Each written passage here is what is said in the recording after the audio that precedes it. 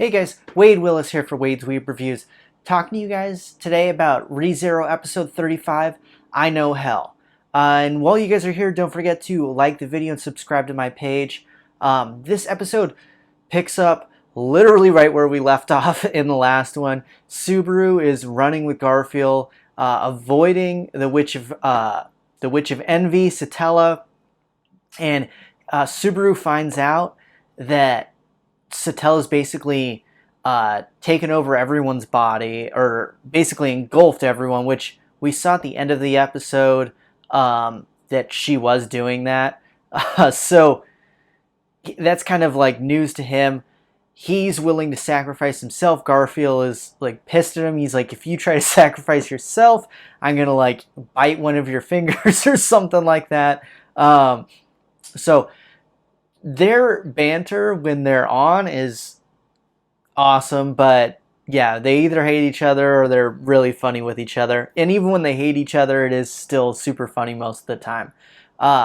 Then about like 15 Ryuzus show up, and we realize that that Garfield actually has the ability to control them and to tell them what to do. So, and that's going to become important later on in the episode, but that's one I don't think we knew up in this point that there was more than one. So there's a bunch, and Garfield has control over them. Super important. Then Garfield goes full beast mode and uses a bunch of the Ryuzus against Satella, and this doesn't go too well. Last week, the way Garfield was able to come in and kind of save Subaru, I thought that maybe this wasn't actually Satella. Maybe it was just like she summoned like an essence of herself, because I didn't think that he would be able to go in there and take Subaru away. But seeing how easily she ripped apart Garfield when he's like full Tiger Beast and just is knocking away the Ryuzus.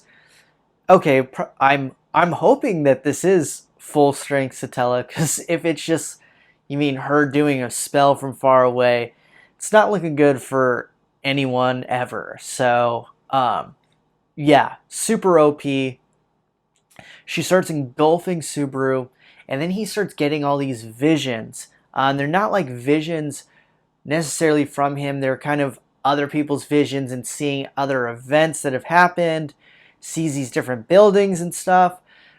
And the whole time she's basically saying like, I love you, all this stuff. And then Subaru kind of tells her like, I already got the number 1 and 2 slots for me.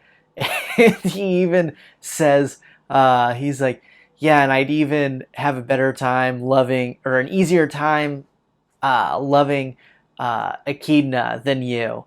And she kind of takes pause at this point, and you can tell it really offends her more than anything else he said so far. At least that's how I took it. And then Subaru basically, somehow he gets something, it looks like a knife, and stabs himself to kill himself. And Satella really like loses it before he like dies all the way. He kind of takes off her cloak and looks at her and tells her, I'm gonna save you. So really interesting response by him saying that to her. She does look a lot like Amelia, but it is interesting, the person who like has cursed you, has done all these horrible things, he tells her that he's gonna save her. So very interesting to me. Now, if you guys thought that he saw her as Amelia, let me know in the comments below. But I looked at it as him actually saying it to Envy, not to Amelia. So a lot to unpack there, but very interesting. And this season, like, and believe me, I loved the first season. Season 2 is really blowing the first season out of the water. Like, we're learning a ton about the world. I love how much we're learning about the witches and everything too. this world's super interesting, and I'm really intrigued by it. In every episode, I want to see more. So he starts at the same save point he started at like the last 5 times. Sees Amelia there, so it looks like Envy hasn't come and like taken stuff over again, and he starts crying and all this stuff, and she consoles him, and basically it ensues that he wishes that she didn't actually see that weak side of him, but she actually tells him like, hey, like I'm happy that I was able to see that side of you. And he's out there with Ram and Garfield and stuff, and him and Garfield lock eyes, and then you realize, okay, Garfield's not going to freak out on this time. So Subaru's this episode, he's really figured out just by looking at Garfield's eyes if he's going to snap all the way, I believe, because sometimes he just yells in general and is acting mad, but he's not ready to go full beast mode. So, and of course, Ram is insulting Subaru as always about being a crybaby and whatnot. Ram is killing it this season, and Subaru ends up, he calls Ram aside when it's just when Garfield's left, and Subaru has realized at this point this is like the best starting point he's had so far, and kind of sees, okay, I can maybe go far with this one and learn a lot more info than the other ones, because Garfield's kind of chill at this point, and Amelia seems like in good spirits comparatively to the other starts. So he asks Ram for a favor, and then she's like, yeah, I'll do one if you give me 10 favors back. The bitchiness of Ram is, I love it. She's probably my favorite character this season other than Echidna. And he so he asked her basically to make sure Garfield's like preoccupied and isn't gonna like get in Subaru's way right now, because Subaru's about to get into some mischief. Now, he, from his visions from Envy, Subaru saw this, this temple, I guess, factory. Again, it's not a factory, but kind of. But he basically saw this temple from his vision, and then we see kind of the genius of Echidna, because of her like interfering and meddling with the scarf that Petra gave Subaru. Envy freaked out, and when she freaked out and engulfed him, Subaru was able to see all of these things, these visions that he would have never seen if not for Echidna meddling. So she knows that Subaru returns by death, and was like, okay, he's gone through a lot, he's tough, we'll give him another turd sandwich of a start, but he's going to learn a ton of great info from it, and it ends up being super important. He goes, sees that there's like basically a secret entrance to this thing, and the stone is going to fit perfectly in it, the blue stone, and opens up. He sees that Ryuzu is like in a crystal, and he's like, what the hell's going on here? 2 more Ryuzus come in and say, like, we didn't expect you to find this place so quickly. And Subaru then like sits down with them and starts, kind of grilling him a little bit, and they tell him, hey, like, we have to do whatever you say because you're a greed apostle of greed. And so we kind of find out because of this too, they respond to they respond to Garfield. So Garfield's also an apostle of greed. Subaru asks them, hey, does this mean that he also attempted a trial? And they say yes. So how far, and based on the other like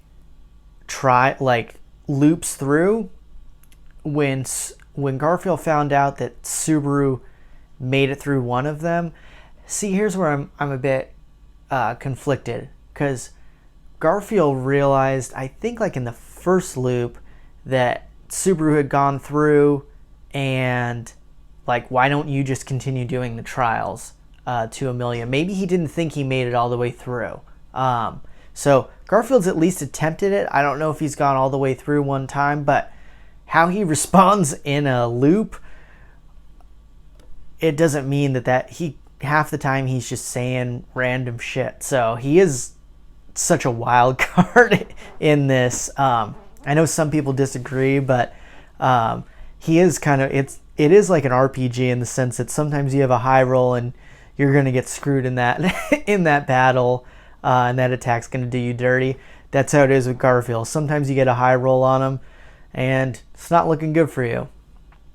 So then he finds out that Echidna actually made all of these Ryuzus, and the purpose for these Ryuzus was actually for her to be able to store her memories and knowledge into them, and for her to basically, her knowledge and memories to basically like live on forever. And this didn't end up working.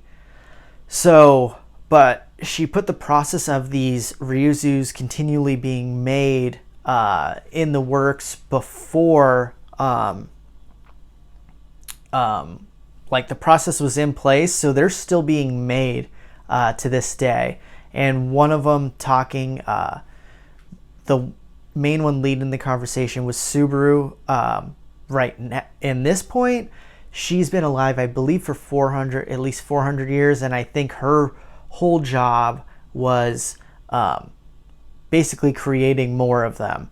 And she talks about how, like, I think it was at least 100 years she like felt like kind of empty, and then learned how to live with it. And the Ryuzus, they all have different like surnames to identify themselves. Some of them it's based on like it's just a name. Other ones it's based on their hobbies and skills and stuff. So that's pretty interesting. And the little one that's there with Subaru, she's like super attached to him. And we've already established at this point in the story that Subaru is like the lolly king. I don't know what it is about Subaru, but every lolly in the in the show is obsessed with him and automatically drawn to him. And of course, the younger version of Ryuzu is super into him as well. So yeah, really interesting that that's just how it is. And at least he's not creepy with them necessarily, and he kind of calls them out. One of them was making perverted jokes about, oh, you can use me as a pillow or something. At least that's how I read it. And he's like, why do you have to like be all weird about this? So pretty funny. And we did learn a ton of important information. We also learned that basically they run on mana, so they don't need to eat or drink or anything. The one is actually drinking tea though, and that's just a hobby of hers. She doesn't need any like sustenance other than mana to be alive. So pretty interesting. And basically they're making life there, and there's a bunch of them. I do not think they say the number of Ryuzus that currently exist at this point though. Subaru like heads back, and he's like in the camping spot, like at the abandoned church. Him and Otto start bickering like a married couple like they do, and their bromance is awesome. It's not incredibly important to the plot. Like Subaru does sneak out without telling Otto because he wants Otto to stay safe, so that is important, but serious bromance brewing between those two. And Otto's become very likable character. He kind of was a weenie in the first season, and now I'm loving the dude and really liking their bromance too. Subaru writes like a letter to Amelia telling her, hey, I gotta go do stuff at the Roswell mansion. and I couldn't tell Ram or anyone about this. So he's trying to dip out, and what do you think's going to happen? Obviously, Garfield stops him in his tracks, but Subaru has, as much of a wild card as Garfield is in this season, Subaru has, I believe he's figured him out at this point by looking at his eyes, and Garfield like throws him against a tree at one point, and he's like, "Why are you smirking?" And he's like, "Yeah, I can read you. Like, you're super obvious." And there's some bickering back and forth, and you see that the way Subaru is acting and what he's saying is really confusing Garfield, and Garfield's like calling him crazy, which is funny because Garfield's usually the person on appearance that people would say is the crazy person, since he freaks the fuck out all the time. So eventually Garfield is yelling at him, is like, "Hey, you have no idea what suffering is." And then Subaru tells him, like, "I know hell. I've seen it many times." Which the episode's called "I Know Hell." Makes sense. This is very important. This really changes the whole dynamic of the conversation. Subaru was starting to, win it over, but this is the tipping point of the conversation, and Garfield's like just trying to make sure that he's not trying to like mess up the sanctuary, and Subaru's telling him, "Hey dude, like, I'm not going to betray Amelia. That's my goal, and I actually want to help you guys. I'm not going to do anything to hurt you guys. There may be some discomfort though, but I'm doing what I have to do, and it's basically to help Amelia and them." So, and he lets him go, basically. Then Subaru gets back to the mansion, runs into the maids, and super cute scene with him and Petra, and he like thanks her for the handkerchief and tells her it helped a lot, all that jazz. And then they plan to actually have a date and stuff, and it's going to be her first date. So again, Lolly Master strikes again, but it's just cute. Like she's like in love with him, and he's really good to Petra, and she's just such a nice girl. And I hope that in the timeline of the show that ends, she doesn't die, because dude, she's so nice and so sweet and such like a good person. And then Subaru finally goes to talk to Beatrice, and we know that she can see the future. She's seen this coming, and she says, like, truly, I will be set free this time, and kind of talks about how things are ironic, but then says the fact that it's you makes this less ironic. Now,